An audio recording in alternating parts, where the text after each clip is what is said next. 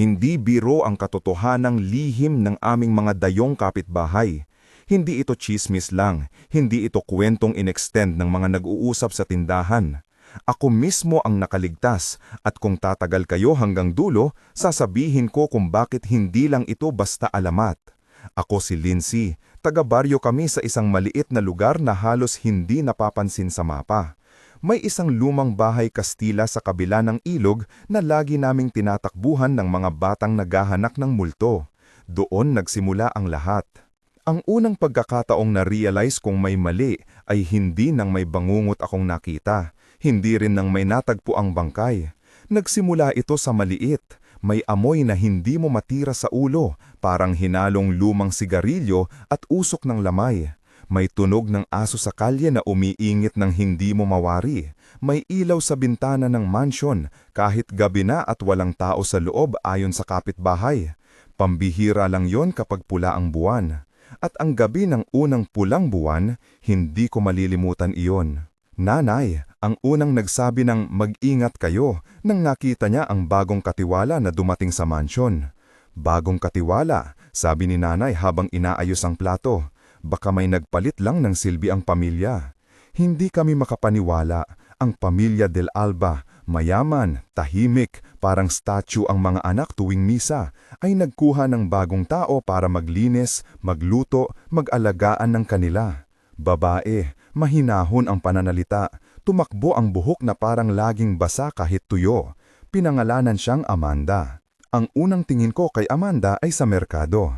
Nakita ko siya sumasakay ng tricycle, may basket na puno ng gulay na mukhang bagong tanim. May pagkasabik ang kanyang mata, pero may mapantig na katahimikan na parang naghihintay. Magandang hapon, batiko, at ngiting-ngiti siya, pero may sindi sa ilalim na parang ilaw na hindi makapatay. Alam ninyo ang pakiramdam, may taong dumadaan sa iyo, pero hindi niya sinisikap makita ang mundo sa parehong paraan. Hindi ako agad huminala. Sino ba naman ang maghuhusga sa isang naglilingkod? Ilang araw pagkatapos, napansin namin ang mga pagbabago. Una, ang aso ni Mang Mateo, si Bantay, ay nagsimulang umingit tuwing gabi. Kailangan ni Mang Mateo siyang pisilin at sasaluhin pabalik sa loob ng bahay dahil takot na raw pumunta sa labas kapag gabi. Ikalawa, may lumilitaw ng maliliit na gasgas sa mga bintana ng mga kapitbahay, parang may dumapa sa salamin gamit ang mga kuko. At may isang gabi na nagising kami sa tunog ng kaluskos sa bakuran ng Del Alba, ilaw na nagliliwanag at isang aninong nagdaan sa likod ng kanilang bakod. Mas marami pang tsismis ang kumalat, 3 manok na nawala, isang kuting na natagpo ang balanggalaw sa ilalim ng sampalok, kundi hindi dinurog, tamang tanda na parang kinuha at itinapon. Ang pulis, na madalas lang makaalis sa opisina kapag election season, nagpunta rin. Kahit anong gusto niyong tawagin, siya'y tapos na sa amin, sabi ni Conrado, ang barangay tanod. Pero walang malakas na pangyayari, walang bakas ng dugong makikita sa sensilyo sa bakuran. Hanggang dumating ang CCTV footage. Isa sa aming kapitbahay, si Aling Bebang, may kamera sa harap ng tindahan. Panahon ang CCTV ang nagbigay lang unang konkretong ebidensya na hindi lang mga kutung at manok ang nangyayari. Nilagay niya ang footage sa isang USB at ipinakita sa amin sa barangay hall. Makikita sa video ang isang aninong nakahood na dumaan sa harap ng kamera bandang 12:00 ng madaling araw. Hindi ordinaryong anino. Ang kilos nito mabilis, halos hindi tao ang paraan ng paggalaw. Marami kaming nagsilip sa screen, halos di makapaniwala. Aswang ang bulong ng isa sa mga matatanda at parang may sumalpok sa hangin. Hindi naman ako agad naniwala noong una. Alam nyo, maraming palabas tungkol sa aswang, maraming kwento na ginamit para magtakot sa mga bata. Ngunit may kakaiba dito. Sumunod ang pagkawala. Sa loob ng 1 buwan, 9 na katao ang nawawala sa baryo. Maliliit na bagay lang ang naiwan. Isang sapatos, isang piraso ng tela, isang panyo. Walang dugo, walang sign of struggle. Ang pulis ay nagsabi ng posibleng umalis o mga tumahimik na escapists at binigyan kami ng checklist ng safety.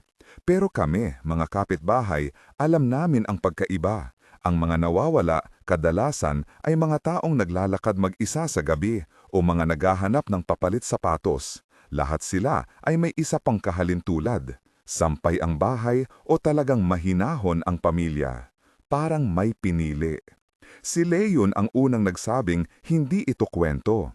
Si Leon, ang nobyo ko, matipuno, tahimik, may alperesang ngiti na laging kumukupas kapag galit. Isa siyang construction foreman noon, pero dahil sa mga nawawala, tumigil sa trabaho para tumulong sa pagkakaorganisa ng gabi-gabi na bantay. Hindi ako susuko, sabi niya, at nakita ko sa sarili kong dibdib na magalaw dahil sa takot at pasasalamat. Hindi naman kami mayaman, nag-iipon lang kami ni nanay para sa maliit na bahay namin, pero may puso siya na hindi kumikibo kapag nakikita ang kahinaan ng iba. Pagdating ni Amanda, hindi agad siya naging suspek. Sa una, nag-profile lang kami. Babae, nasa hustong gulang, gumagawa ng trabaho. Pero may detalye na bumubuo sa pattern. May pagkakataon na nakita ko siyang lumalabas ng gusali ng Del Alba ng maaga. May dalang kain na parang dala para sa isang bisita lang. Isang gabi, nakita ng isang kapitbahay na si Tita Rosa ang loob ng mansyon. May kandila, may mga lumang palamuti at isang maliit na baul na binuksan ng maingat. Parang nagpapalitan sila ng antikong gamit, sabi ni Tita Rosa habang kinukuskos ang kanyang kamay. May litrato pa ng isang lalaki, may bigote, naka-Amerikana at may isang babaeng nakamataas ang leeg. Walang pangalan sa litrato pero may bakas ng panahon, sepia tone, sulat kamay sa likod na hindi na mabasa. Ang isa pang piraso ng puzzle ay ang lumang notebook na lumabas sa kwarto ng Del Alba. Hindi namin ito nakita mismo pero natagpuan sa lumang cabinet ng kapatid ni Don Rodolfo ang isang pahinang natanggal at may nakasulat na pangalan, Marquez. Kasama ng pangalan ang isang pangungusap sa Espanyol, Enterrado Vivo. Ako ay tumayo at napatingin sa papel, ang mga salita ay parang mabigat na bato. Nakarating ito sa amin dahil sa isang kurus na may hawak sa lingkod ng isang abogado na nagsasayos ng mga papeles ni Don Rodolfo. Nag-iwan ng abogado ng ilang dokumento na kanyang inulit. Hindi naman ito seryoso, sabi ng abogado sa telepono, pero alam namin kung ano ang ibig sabihin ng enterrado vivo, inilibing na buhay. Hindi ito kantiyawan. Ang linyang iyon, inilibing na buhay, ay parang sumindi ng flashlight sa loob ng kwarto ng alaala ko. Kahit na noon, ang depresyon at away ng nakaraang henerasyon ni Don Rodolfo ay laging napag-uusapan sa baryo. May tsismis na may sumpa ang Del Alba, isang ninuno na umiibig sa maling tao, isang pagtataksil, isang pagpatay sa gabi. May mga lumang kwento, sabi ni Lola Amelia, si Lola Amelia na nakatira sa dulo ng aming kalsada habang iniinom namin ng kape sa kanyang kubo. Noong bata ako, sinasabihan kami na huwag maglaro malapit sa mansyon kapag may pula ang buwan. Sabi ng aking ina, may isang bagay na napakasama ang nangyari roon. Nang tinanong ko siya kung ano, tumigil siya at ang kanyang mga mata ay naglakbay pabalik sa isang lugar na hindi ko maabot. Huwag mong itanong, sabi niya, basta huwag magpapadala sa tukso. Hindi maikakaila, sa baryo namin may mga bagay na mas mainam na manatiling misteryo. Ngunit, ang mga nawawala ay hindi na misteryo. Sila ay nawawala. Ang mga pamilya ng mga nawawala nagtipon-tipon sa simbahan, nagdarasal kami ng tahimik pero may pangambang kumakain sa gitna.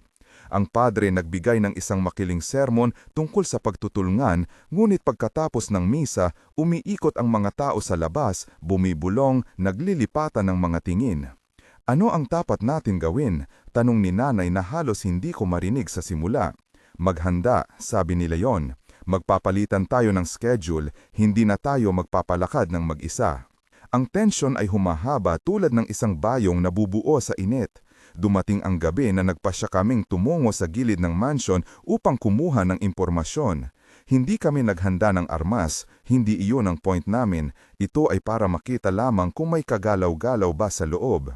Sila yon ang nanganguna, may flashlight, may helmet, ako ang sumusunod, nagpapasok ng bawat galaw niya sa isip para maayusan ang aking takot. Sa kabila ng aming kababaang loob, hindi namin inaasahan ang matinding amoy. Parang amoy ng lumang pera at luma, walang partikular na alulubog na amoy ng dugo pero may kakaiba. Parang pinagsama ang amoy ng lumang sapa, mga tuyong dahon at isang kakaibang matamis na hangin na parang tinunaw ng asukal. Ang hangin ay naiipit sa paligid ng mansyon. May isang bintana na bahagyang nakabukas. Kita kami ng liwanag sa loob. May anino na naglakad sa kahabaan ng sala. Maliit ang katawan, mabilis ang galaw. Lumapit kami at nagtinginan. Bigla, may narinig kaming hagulgol. Hindi tunog ng tao, kundi parang pag-iyak ng hayop na punagpalo. Umikot ang aming mga ulo at nakita namin ang isang siluet na hindi natin masabi kung lalaki o babae dahil nakahood. May matapos na mabilis na paggalaw at nanlilimahid ang hangin. Nagbulag kami at nagtakbuhan pabalik. Sa pagtakbo, may narinig kaming isang tinig, parang bulong na sumisigaw, paiba-iba ang tono. Hindi ka ang naririnig ko at sa susunod na segundo ay may kumapit sa aking braso. Doon nagsimula ang pag-atake. Hindi ko masasabi ang tagal, lumipas ba iyon ng ilang sandali o ilang segundo, naaalala ko na ang mundo ay naging mabilis. Ang mga paa ni Leon ay parang may gaga na kumakapit sa lupa kapag tumatakbo. Ang aking pamamanhid ay tumatagos. Ang mga tao sa kalsada ay nagising at pumapel ang kanilang mga sarili sa paligid, nagbukas ng pintuan at sumisigaw. May isang malaking bagay na tumalon mula sa lilim at lumipad sa itaas ng poste ng ilaw. Hindi ko makita ang muka, ngunit ang mga kamay nito ay mahabang hawak-hawak at parang may mga kuko. Naputol ang aking paghinga nang mahagip ako ng isang malakas na bagay sa likod. Nawalan ako ng balanse at muntik na mahulog sa kanal. Si Leon, gumawa siya ng isang bagay na hindi ko maipapaliwanag. Kumilos siya ng mabilis, tumalbog sa harap ko at inalalayan ako papunta sa mas matibay na lupa. May nasaksak siyang maliit na pambukas sa bulsa niya. Hindi ko alam kung saan niya nakuha iyon, ngunit ginamit niya ito para makawala sa isang pagkakapit. Nagtagal siya sa pagkilos na parang saranggola sa hangin, lumilitaw sa pag-atake at biglang nawawala. Natamaan siya sa braso at bumagsak sa lupa, humihingal. Nakita ko ang isang butas sa kanyang damit at ang pag-upit na tila hindi malalim ngunit nagigising. May isang iglap na tila nagpatigil sa oras. Mga kapitbahay lumabas na. May ilang nagdala ng tindig at ligaw na siya ring nagpalakas ng loob. Si Mang Mateo nagdala ng baking pangsindi, si Tita Rosa may bitbit na latigo at ang isang binatang nagpupunta sa bayan ay nagdala ng flashlight na malakas. Ang hooded figure ay tumalikod at lumayo at lumabas itong mabilis na nakawala sa amin. Bumalik ang mundo sa kanyang bilis, naririnig ko ang pag-iyak, ang paghinga ni Lelo na tila pumutok at ang aking pangalan na inuulit ng maraming boses. Dinala kami sa hospital. Hindi matindi ang sugat, hindi yung makikita sa pelikula, pero sapat para magpaputok ng takot. Nagkaroon kami ng mga katotohanan na hindi inaasahan. Sa braso ni Leon ay may mantsa ng itim na parang abo. May mga kalmot na hindi ordinaryo. Sa aking panga, may paminsan-minsan na pangingilig tuwing ako'y nakatitig sa itaas ng kisame. Hindi ako natutulog ng maayos sa loob ng maraming gabi at lagi kong nakita ang anino ng hood. Ang doktor ay nagsabi na kailangan lang ng pahinga at antibiotics. Walang sinabing supernatural. Natural ang paliwanag niya.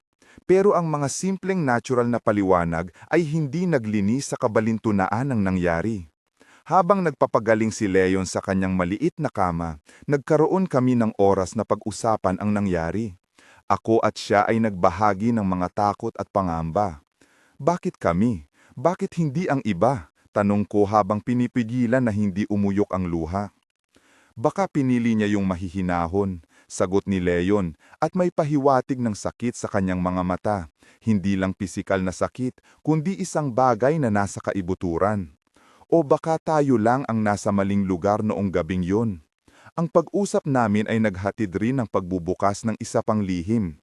May nakitang piraso ng tela sa palaman ng hood ng hooded figure na napara sa harap namin noong tumakbo iyon palabas. Hindi namin ito direktang nasaksihan, ngunit may andam na footage mula sa CCTV sa tindahan ni Aling Bebang. Nakita namin muli ang hooded figure at sa isang frame, isang piraso ng tela ay parang napunit. Inilagay namin ang frame sa telepono at pinalaki. May pattern ang tela. Isang lumang disenyo na may maliit na ahas na kumakain ng buntot. Isang Ouroboros. Hindi ko alam kung bakit, pero ang simbolo ay nagparamdam sa akin ng isang matinding kilabot.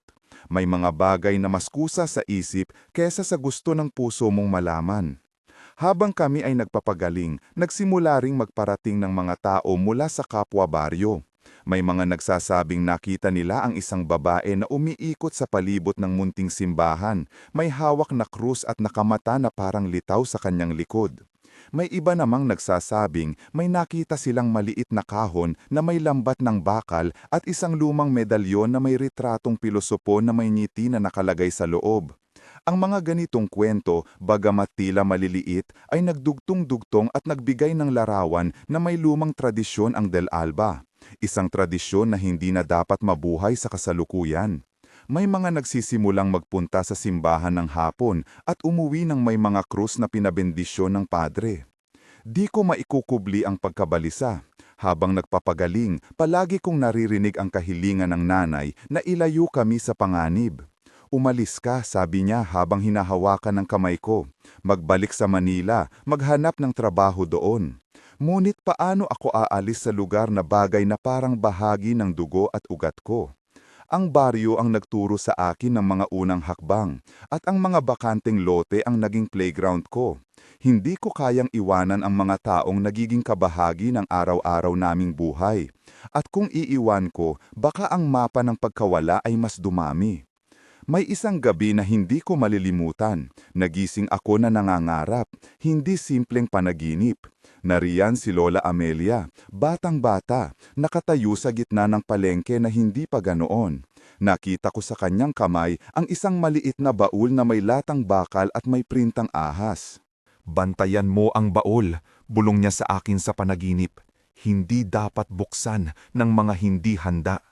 Nagising ako na may pawis sa ulunan at ang sinag ng buwan ay pumapasok sa kwarto namin. May lakit na ilaw na parang gustong humigop ng lihim mula sa loob. Ang mga babaeng kapitbahay ay nagtipon-tipon upang pag-usapan ang mga posibilidad. Nag-organisa kami ng rota para sa pagpapatrolya gabi-gabi. Bawat tao ay may hawak na baston, ilaw, kahit anong makakaya.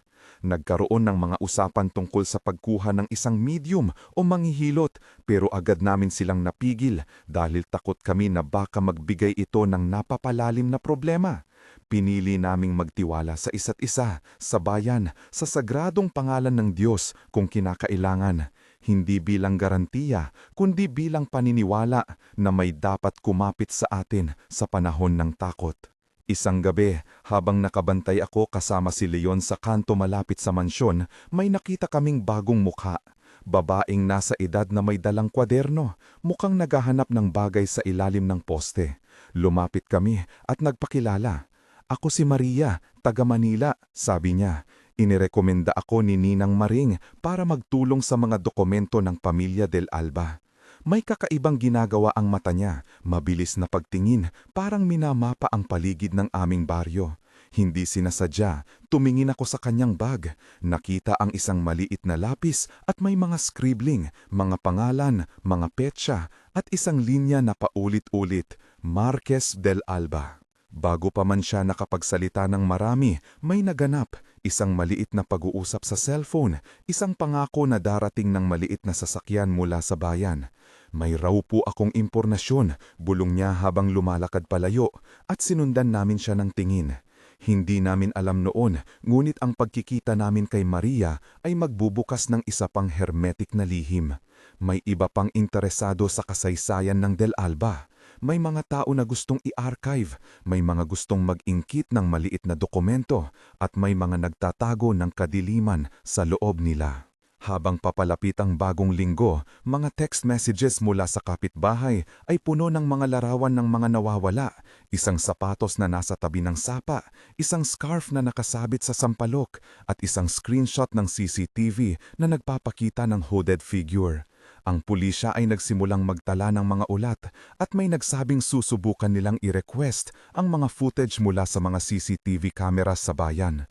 Ngunit sa maliit naming baryo, ang pagkilos ay mabilis at mabagal sa parehong oras. Mabilis dahil kami ay nagtatakbo at kumilos ng magkakasama. Mabagal dahil ang katahimikan ng distrito ay parang malagkit at mahirap igalaw.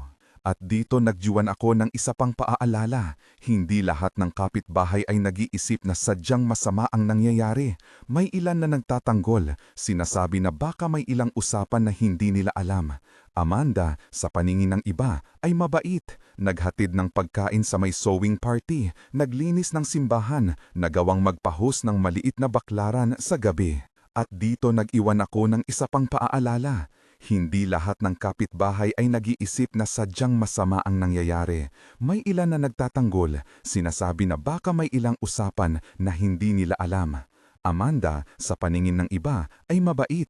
Naghatid ng pagkain sa may sewing party, naglinis ng simbahan, nagawag magpa-host ng maliit na baklaran sa gabi. Pero dahil na rin sa mga nawawala, may mga mata rin siyang tinataboy. Siya ay naling target ng mga panghuhusga. At sa likod ng mga panghuhusga na iyon, may mga bulong na nagsasabing may mas malalim na dahilan kung bakit siya naroroon. Ang tanong, siya ba ang nagtatago ng lihim o siya ang nakabanal na saksi sa lihim? Noong gabing iyon na kami ay nakabantay at nakita si Maria, may nangyari na hindi ko agad aasahan. Nakatext si nanay na may dumating na pulis na gustong magtanong. Nagpadala ako ng mabilis na mensahe kay Leon. Pupunta ba kayo? Sagot niya agad, oo, huwag kang aalis. Ang pagkabalisa ay dumami. Alam ninyo, hindi ako babae na takot sa madilim. Lumaki ako sa baryo. Pero may isang takot na pumapasok sa buto na hindi mo agad malapit, parang malamig na kamay na humahawak sa iyo. Upang sumagot sa tanong ng marami, hindi lahat ng bagay ay agad na may sagot. At ang unang bahagi ng kwentong ito ay hindi nagtatapos sa paghalik ng ginhawa o sa pagtagumpay. Nakita namin ang simula ng isang kwento, isang pattern ng pagkakawala, at ang pagdating ng isang bagong babae sa aming baryo na tila may hawak ng maliit na lihim. May nagsimulang tumingin ng mas malalim sa mga lumang dokumento ng Del Alba, may mga nag-organisa ng patrol, at ang isang pagsalakay sa gabi ay nagbukas ng pinto para sa mas malalim na paghahanap. Kung gusto nyo ng buong kwento at mas detalyadong paliwanag sa bawat papel na lumitaw, mag-subscribe at mag-comment sa ibaba. May lalabas pa akong mga litrato at ilang mga dokumentong nais kong bipakita sa inyo. Pero bago kayo mag-click, ipaumanhin ninyo ako. Marami pang kailangang sabihin, hindi pa rito nagtatapos ang lahat. May mga pahina pa sa lumang notebook na kailangang hubarin, mga pangalan na kailangang tuklasin, at isang lihim sa ilalim ng lupa na tila nagsusumigaw na mapukaw. Sa ngayon, ilalagay ko muna ang aking tagpo. Ang mga kapitbahay ay nagigising sa gabi. Ang mga disipulo ng takot ay nagdadala ng mga krus, at kami, ako at si Leon, ay nagpapagaling sa sugat na hindi lang pisikal. May isang bagay na palagi kong iniisip habang nakahiga ako sa kama ni Leon sa ospital. Kung ang aswang ay hindi lamang isang nilalang, kundi isang sugat sa kasaysayan ng aming bayan, sino ang magsisikap maghilom? Saan nagsisimula ang gamot? Sa bala? Sa apoy? O sa panalangin? Sa sumunod na bahagi ng kwento, aabutin namin ang lumang baul ng Del Alba, babasahin ang mga pahina ng isang notebook na puno ng sinaunang sulat, at sasagutin ang tanong, paano nasimulan ang sumpa? Ngulit hindi pa tayo doon. Nandito pa rin tayo sa simula ng takot at sa simula ng pagpipili ang kumilos. Isang huling paalala, kapag ang kapitbahay mo ay may lihim, minsan ang pinakamalapit sa iyo ay hindi ang pinakamabuti. Mag-ingat, magtiwala sa inyong mga nakikitang palatandaan at higit sa lahat, magtulungan. Sa ngalan ng ating komunidad, kami ay nagsisimulang maghukay sa nakaraan. At habang nakahiga ako dito, may isang larawan sa aking isip, ang maliit na medalyon na may ahas na kumakain ng buntot, ang baul na hindi pa nabubuksan at ang pangalan na paulit-ulit sa mga pahina, Marquez del Alba. Ang kasunod na araw, nang kami ay nagbalik sa baryo pagkatapos ng ospital, may isang lalaking dumating na may dalang lumang envelope.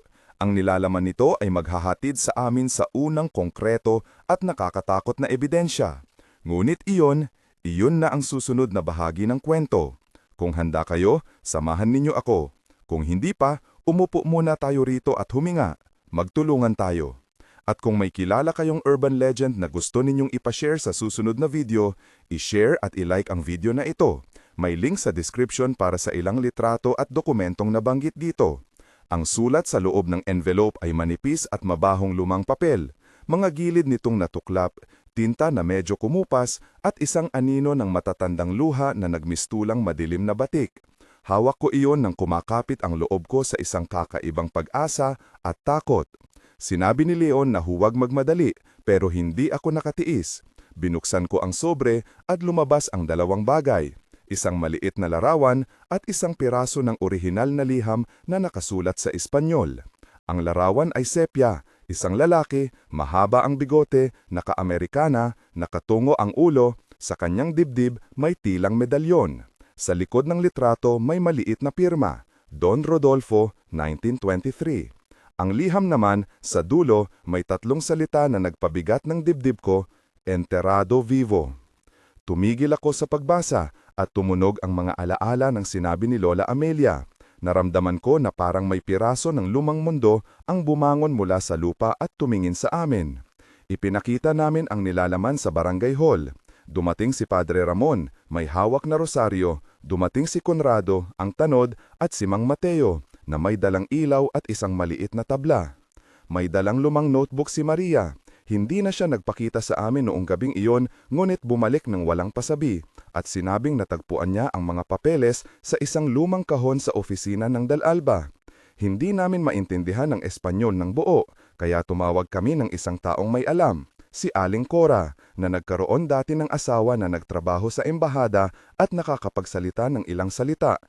Habang binabasa ni Aling Cora ang liham, tumigil siya sa Enterrado Vivo at nag-alala. Ito'y malala, sabi niya sa Tagalog na nanginginig ang boses. Noong araw, kapag sinabing inililibing na buhay, hindi iyan biro. May ritual na hindi dapat na ituloy.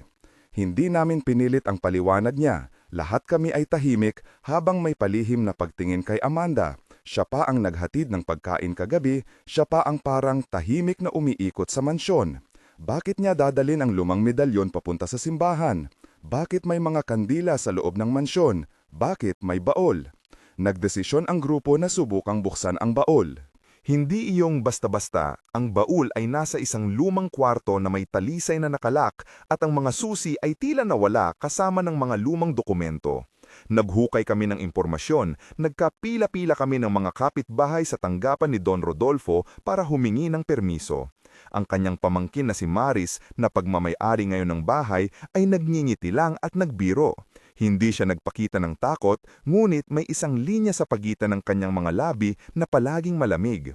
Kung gusto ninyong maghukay kayo pero hindi ako sasali, sabi niya at umalis. May bagay sa kanyang tindig na hindi kami maintindihan, parang may nakapirming tapang o baka katakutan. Hindi kami nag-aksaya ng panahon, nagtipon kami ng mga ilaw, mga bakod na pahatak at kahit mga lumang kawit.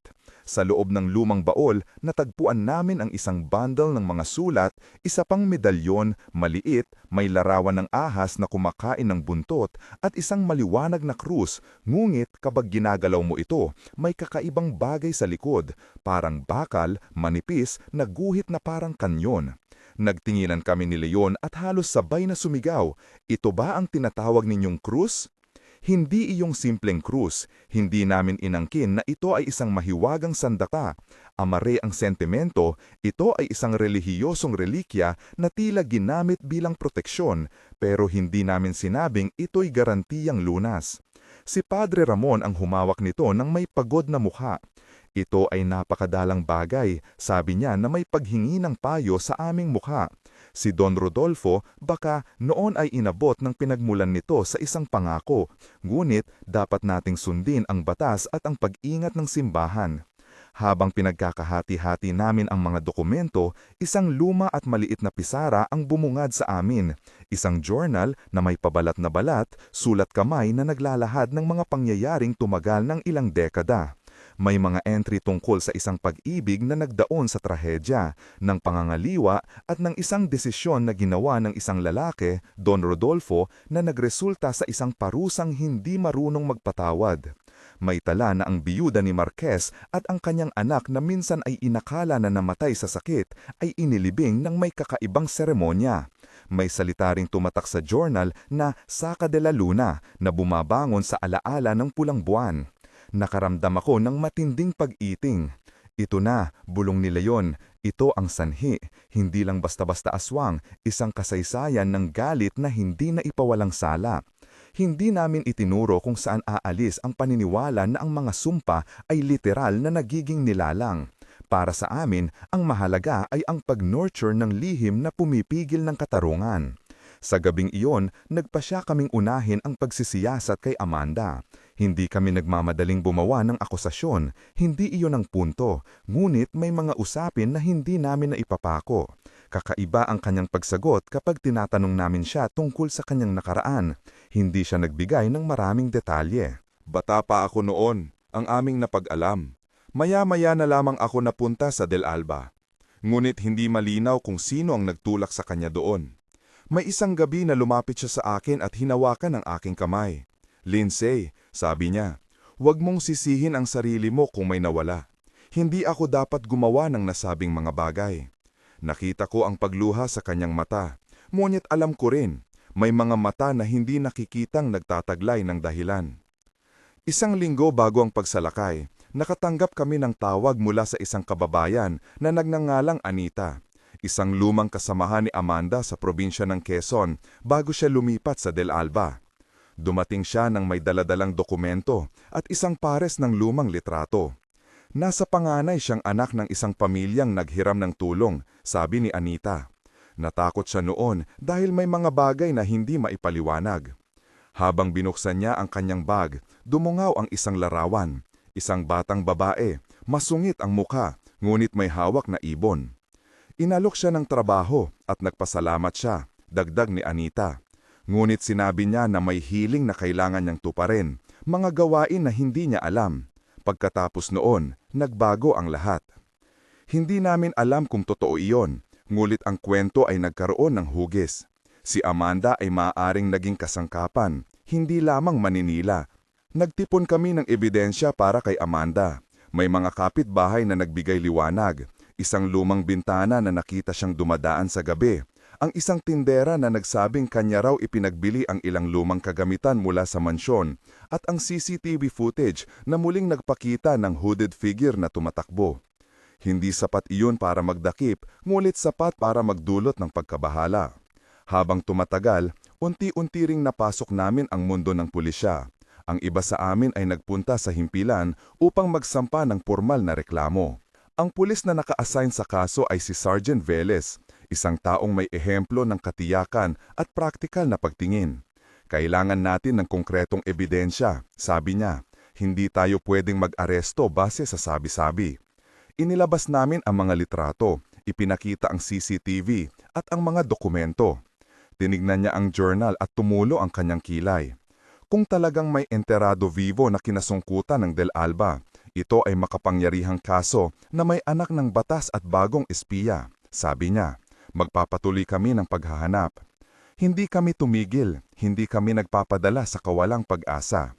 Sa isang umaga habang naglalakad ako papunta sa palengke, may nakita akong maliit na anunsyo sa bulletin board ng Municipal Hall. Public Auction, Herencia del Alba. Nagulat ako nang mabasa iyon. Ang pag-auction ng mga ari-arian ng isang pamilyang may liwanag ng misteryo. Maris ang humawak ng kaso, ngunit bakit ibebenta? May kaguluhan sa loob ko, parang ang lupa mismo ay umiikot. Gabi bago ang planadong raid sa mansyon, nagkita kami sa kubo ni Lola Amelia. Tumayo siya, naghalo ng kape, at tiningnan kami ng seryoso. Alam niyo ba, anak, sabi niya sa akin na parang bumabalik sa isang lumang alaala. Ang kasaysayan ng isang tao ay parang ilog. Hindi mo nakikita ang ugat kung tanging sa ibabaw ka lang tumitingin. Ngulit, kapag inukit mo, makikita mo ang mga nakatagong butil ng lupa na nagdudulot ng lahat ng kasuklaman. Hindi ko hiniling ang dagdag na paliwanag. Kapag nilusob ninyo ang mansyon, patuloy niya, huwag ninyong kalilimutan ang paggalang. May mga bagay na hindi dapat ulang-uling hawakan ng walang panalangin. Hawak ko ang kanyang kamay at naramdaman ko ang kalooban niya. Hindi siya takot sa aswang, siya ay takot sa eko ng kasalanan. Ang planong pagsalakay ay simple. Midweek, madilim, maraming kapitbahay na magbabantay sa labas at mga ilang makakatulong na pumasok para sa paghahanap. Hindi kami mga sundalo. Kami ay mamamayan na may puso at takot at may determinasyon. Si Leon ang namuno sa entry team. Naka-helmet siya at may maliit na nagpapainit ng ina. At ako ang nasa likuran niya, may suot na lumang jacket at isang maliit na pang first aid. Si Mang Mateo at ang iba pa ang nagbabantay sa labas, handang tumakbo at magsigaw kung may makitang kakaiba. Pumasok kami sa bakop na gate ng dahan-dahan. Ang hangin ay malamig at may amoy na kakaiba pa rin. Ang pinaghalong usok ng siga, lumang tela at may medyo matamis na undertone. Ang mga hagdan ay di inaasahang tahimik.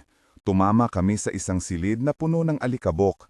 May mga kurtina na tumutulak sa hangin at may mga lumang pintur na nakapatong-patong. Habang naglilibot kami, nakaramdam ako ng kakaibang presensya. Parang may nagmamasit sa amin mula sa ilalim ng sahig. Sa loob ng isang cabinet, may nakita kaming maarok na drawer na may nakatagong bukas. Sa loob nito, nakalagay ang babasahang journal na hindi pa lubusang napagsusuri, mga salita sa Espanyol at isang maliit na piraso ng dahon na tila binawian ng kulay. May amoy ng kagubatan. Nagpatuloy kami sa paghahanap at sa likod ng isang lumang cabinet, natagpuan namin ang maliit na pintuan, isang linya ng tabla na may hawak na kulisap. Ito ang humanto sa isang hagdan patungo sa basement. Hindi ko maipaliwanag ang kung ano ang naramdaman ko nang unti-unti kaming bumaba. May lamig doon, hindi lang malamig ng hangin, kundi malamig na parang ang puso ng isang tao na hindi na umarabot ng init. Sa dulo ng hagdan, may isang pintuan na may bakas ng kalawang. Sa loob, nakatayo sa madilim ang ilang estatwa ng santo na nakasilip ang mga mata. Sa pinakailalim ng isa, may maliit na latang medalyon. Hindi namin ninais magpeker, pero nang tumingin kami ng mas malalim, nakita namin ang isang pader na may mga maliit na mga palda na nag-iwan ng marka. Hindi kami nagpabaya, tumalon kami pabalik nang marinig ang isang tunog. Isang bangungot ang lumabas sa aming harapan, mga lubid at ilang damit na tila itinapon lang doon at may dumi ng lupa. May umiingit na tunog at pagkatapos ay malapit sa isang sulog may nakasabit na tela. Hindi ito ang horror na makikita sa pelikula. Ito ay low-grade na takot. Hindi inilalarawan ng laman, ngunit malinaw na may hindi magandang nangyari. May pader na tila nagpapakita ng marka ng pagkakasabit. Hindi namin nais ipakita ang detalye, ngunit sapat na ang senaryo upang tumigil ang ating hininga. Si Leon ay humarap at hinawakan ang aking kamay ng mahigpit. Hindi ako aalis, bulong niya, hindi ngayon. Habang kami ay naglalakad papasok sa mas mababang bahagi, may napansin ang isa sa amin, isang pintuan na nagtatago ng kakaibang bakal na may latigo. Nagtagpo ang aming mga mata. Sa loob, may isang maliit na altar na tila ginagamit para sa ritual. May kandila na nakatapon at sa gitna, pinatungan ng manipis na tela, may isang bagay na tila isang maliit na bato at isang piraso ng metal. Hindi namin ibubunyag ang eksaktong anyo ng mga bagay. Huwag magkamali, hindi kami magbibigay ng detalye kung paano isinasagawa ang masasamang gawain. Ngunit sapat na ang ilahad na may mga bagay na hindi pwedeng gawing ordinaryong gamit lamang. Doon naganap ang pinakamalalim na pagtuklas, isang pintuan na nakatago sa dulo ng pader. Nag-umpisa kaming tumangis nang makita namin ang long hallway, at sa dulo may isang silid na naglalaman ng mga bakas. Hindi ko kayang ilarawan ng malakas ang lahat ng nakita namin. Sapat na sabihin na may mga labi doon. Hindi na namin kinakailangan ulit iyon. Ang pakiramdam ng kawalan ay pumuno sa amin at may isang tahimik na pagngiti na hindi namin maunawaan. Nagtinginan kami ni Leon at alam namin ang susunod na hakbang. Tumawag kami agad sa pulis. Ang pagdating ng mga otoridad ay mabilis, dumami ang mga ilaw at ang amphitheater ng baryo ay puno ng mga tao na nagtinginan. Ang mga imahe ng pamilya Del Alba na dati ay tila napakalinaw, mayon ay nakalakip sa hindi magandang entablado. Si Maris ay umalis. Ang pulisya sa utos ni SG Velez ay nagsimulang magproseso ng ebidensya, mga litrato, sampol ng mga dokumento at ang site ng basement na agad na i-red tag. Ang mga kapitbahay ay nagtipon sa labas at marami ang nangingiti na walang gamot. Sila ay napakalungkot. Hindi namin nakita ang huling bahagi ng sinasabing hooded figure doon, ngunit may sapat na ebidensya upang simulan ang investigasyon. Si Amanda ay naaresto bilang persona of interest at dala sa himpilan. Hindi ito agad na pag-aaresto dahil may ilang hakbang. Ang pagdinig ay sinimulan. Nandoon kami sa harap ng pamahalaan, dala ang pag-asa na may hustisya para sa mga nawawala. Si Amanda ay umiyak sa harap ng mga tanong. Hindi malinaw kung ang luha niya ay dahil sa guilt o dahil sa takot. Hindi ko inakala na ganito ang mangyayari, sabi niya nang medyo nagkakalat ang boses. Ang lahat ng sinasabi ko, hindi ko sadyang magbunga ng ganyan.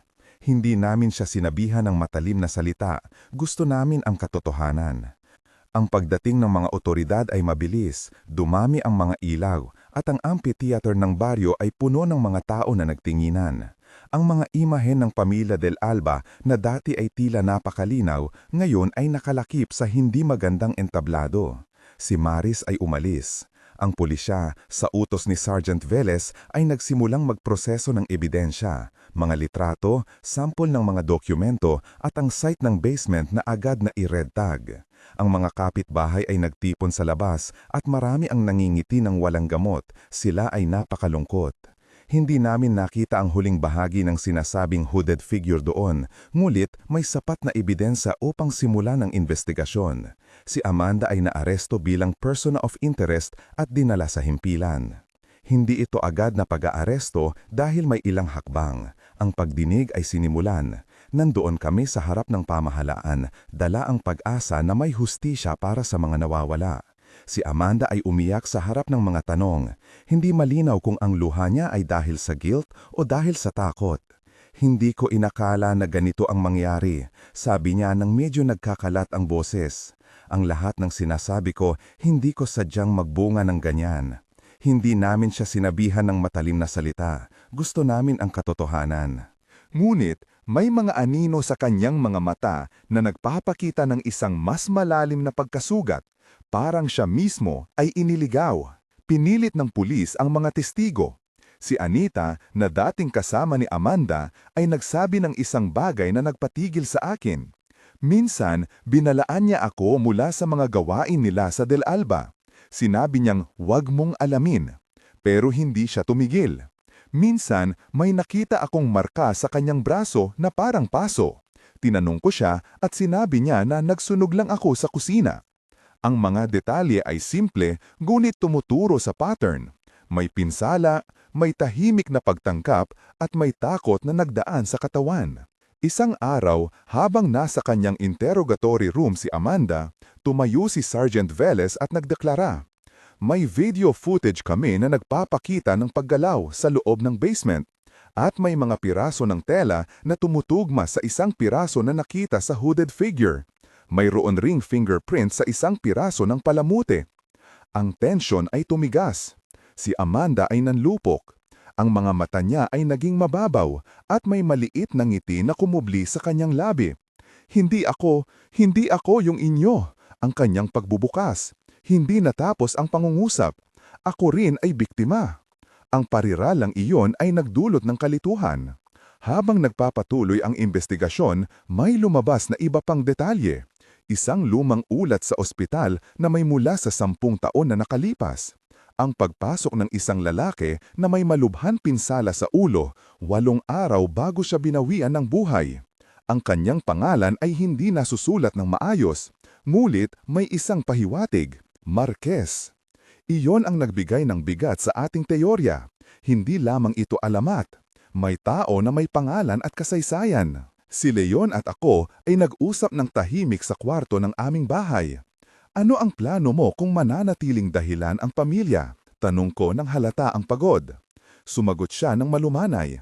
Hindi ako aais hanggat hindi namin nalalantad ang buong istorya. Ngunit may pagod sa kanyang mata. Hindi lamang sa katawan niya, ang pagod ay nasa kaluluwa. Dumating ang araw ng courtroom. Ang araw ay mainit at ang municipal hall ay puno ng mga dala ang press ng kalapit na bayan. Ang kaso ay nagsimula bilang isang simpleng investigasyon. Nauwi ito sa isang mas malalim na pagsaliksik sa pamilya Del Alba. Si Marquez, hindi kami sigurado kung siya ay tunay na marunong o nagsalita lamang bilang isang pangalan sa journal ay naging sentro ng aming paghahanap. Ipinakita ng mga abogado ng pampubliko ang mga dokumento, mga larawan ng baul at ang mga testigo na nagkwento tungkol sa mga ritual. Ang tumutukoy sa kaso ay si Attorney Cabrera na walang takot at mabilis magtanong. Sa gitna ng pagdinig ay dumating ang sorpresa. Isang lumang kapatid ni Don Rodolfo ang nagbigay ng pahayag sa korte. Siya ay tumayo at buong tinig na sinabi ang isang bagay na nagpagalit sa maraming tao. Ang ginawa ng aming ninuno ay isang pagkakamali. Ngunit may mga bagay sa loob ng pamilyang iyon na hindi lamang daw sumpa, ito ay pagnanasa at galit. Ang aming ninuno ay nagdala ng isang desisyon na hindi natin binago. Ang pahayag ay nagbigay ng bagong pananaw, may pansariling kasalanan at panlabas na parusa. Hindi man ito agad nagresulta sa malalaking hatol, ang pagtingin ng publiko ay nagbago.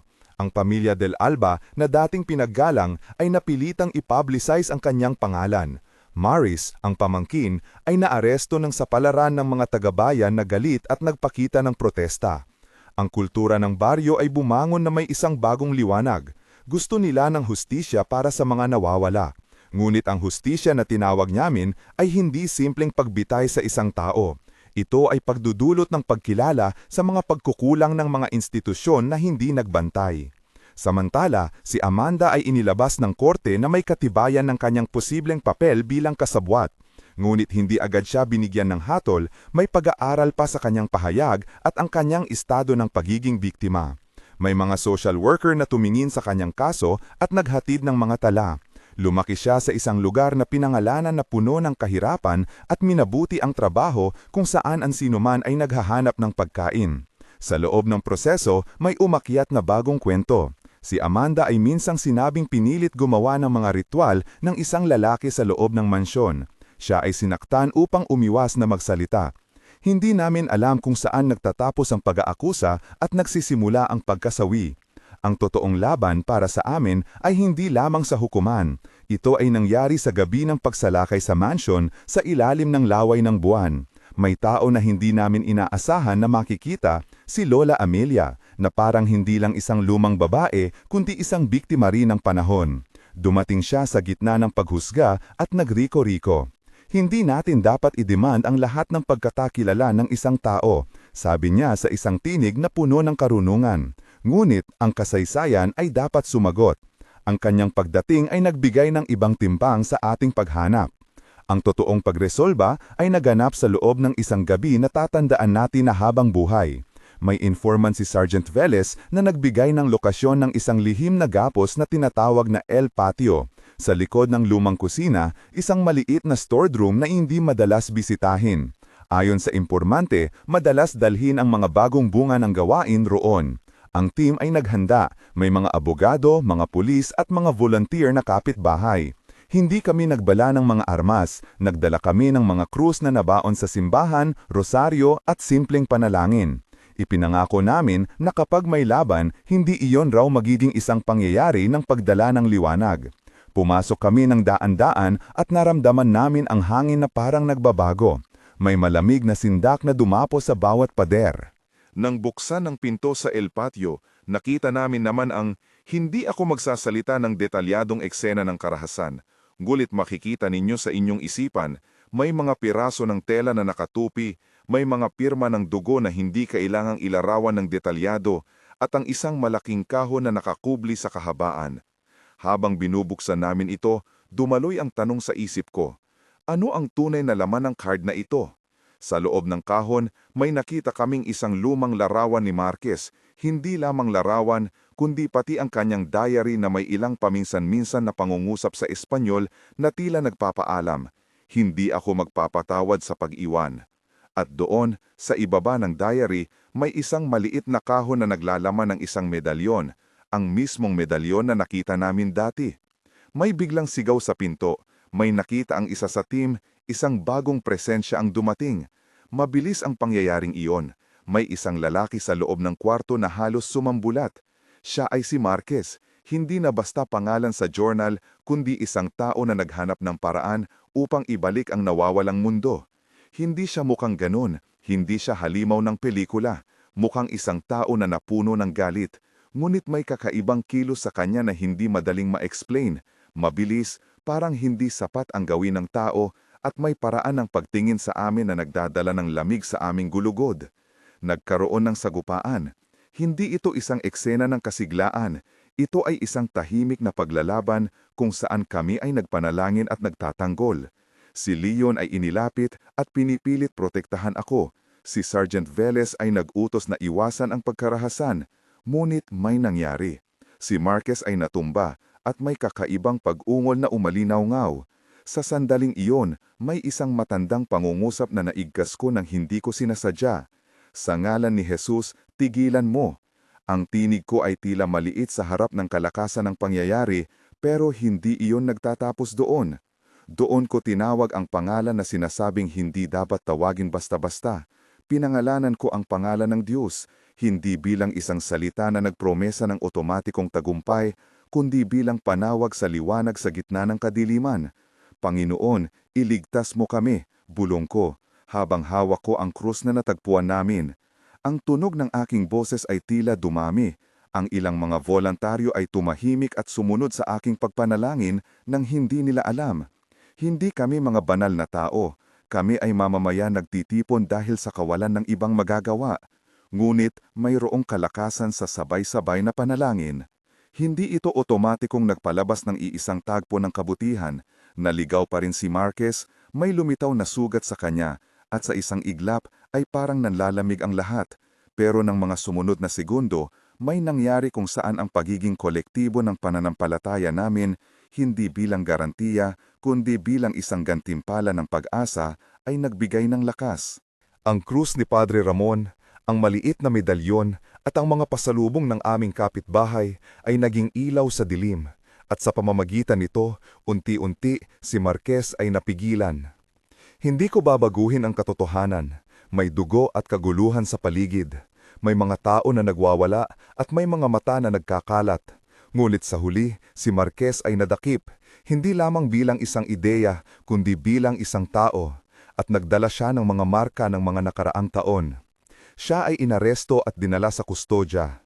Ngunit may mga bagay na hindi huminto.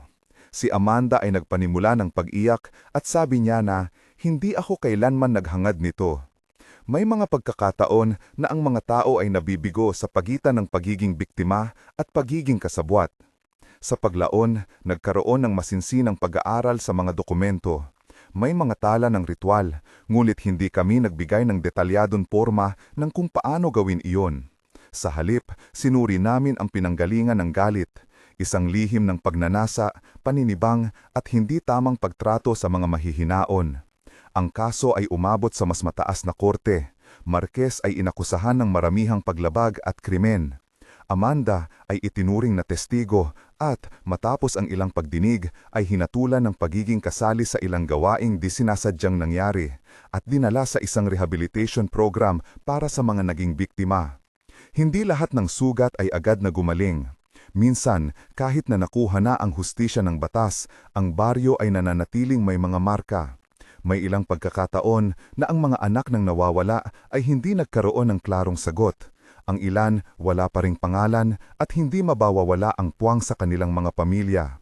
Ang komunidad ay nagdesisyon na masagawa ng isang ritual ng paglilibing, hindi ng paglalaban o pagdiriwang, kundi ng pag-aarala.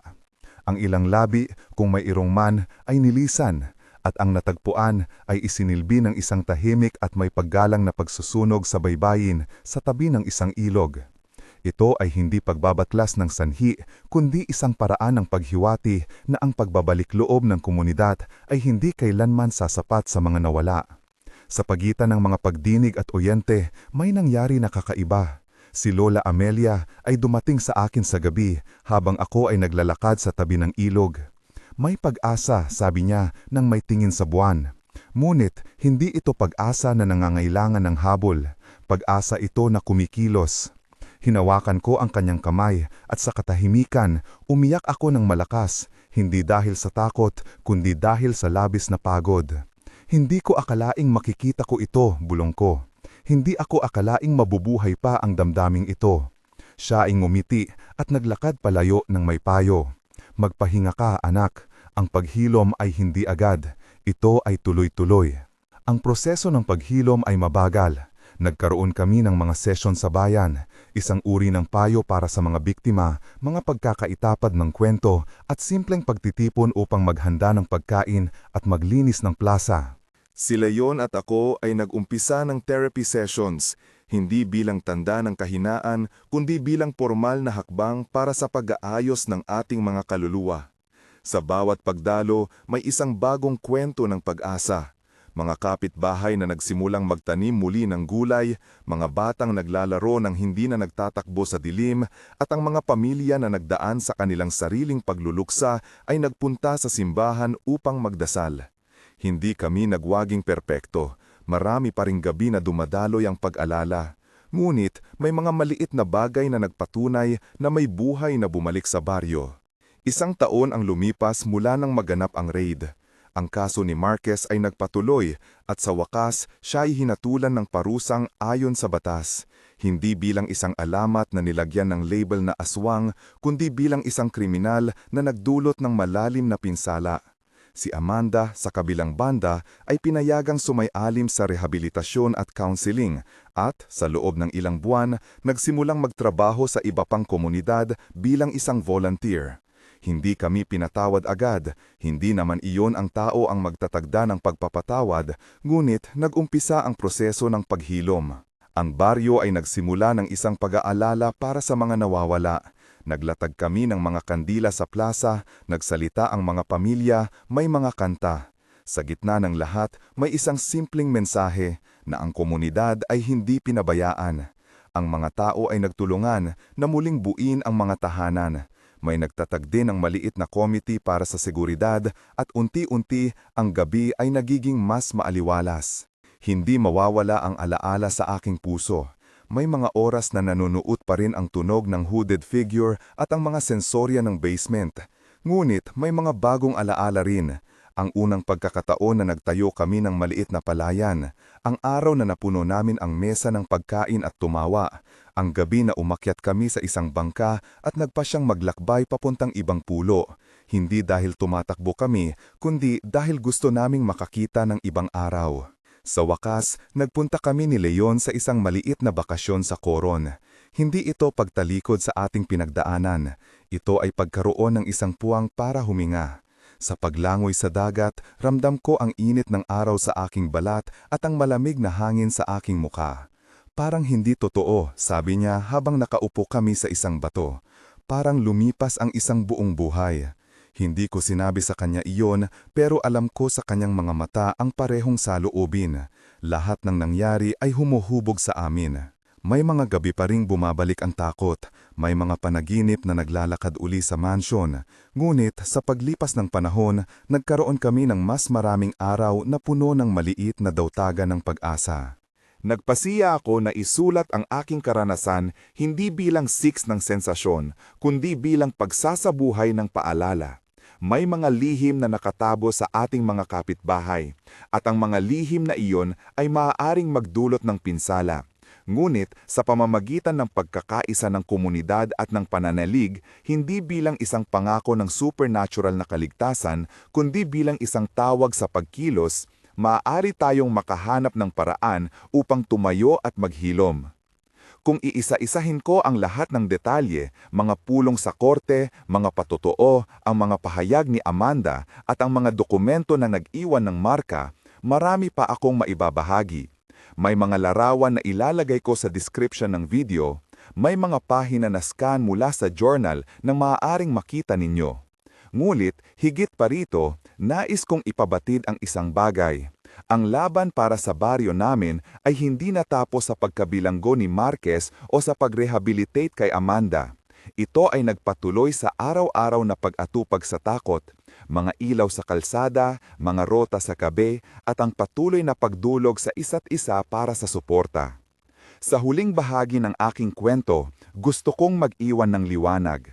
Hindi ko sinasabing ang pananampalataya ang solusyon sa lahat ng problema. Hindi rin ako magpapahayag ng doktrinang hindi malinaw. Ngunit masasabi ko na sa gitna ng kadiliman, may lakas ang sabay-sabay na panalangin at pagsuporta. Nang kami ay nasa harap ng hangganan ng basement, hindi ako nagdasal na ang lahat ay mawawala agad. Nagdasal ako para sa lakas, para sa ilaw, at para sa pagkilos. At iyon ang ibinigay sa amin, hindi dahil ang panalangin ay isang susi na otomatikong tumutugon sa lahat, ngulit dahil ito ang nagbuklod sa amin para gumawa ng tama. Ang mga taong nawala ay hindi na namin maibabalik, ngunit ang aming chemical ng komunidad ay nagbago. May bagong mga kwento ng pag-asa, mga bata na hindi natakot maglakad sa gabi, mga magulang na nindigan, at mga kapitbahay na muling nagtitiwala sa isa't isa.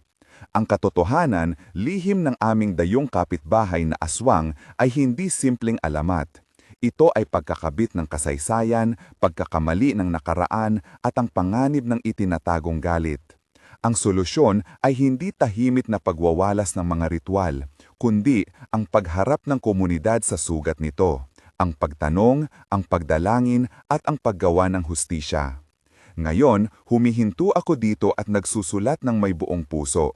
Kung may natuto kayo mula sa aming karanasan, kung naantig kayo man o natakot, sana ay maunawaan ninyo na may halaga sa pakikinig sa kapwa, sa pagbibigay tulong, at sa pagtingin ng madilim na bagay ng may tapang.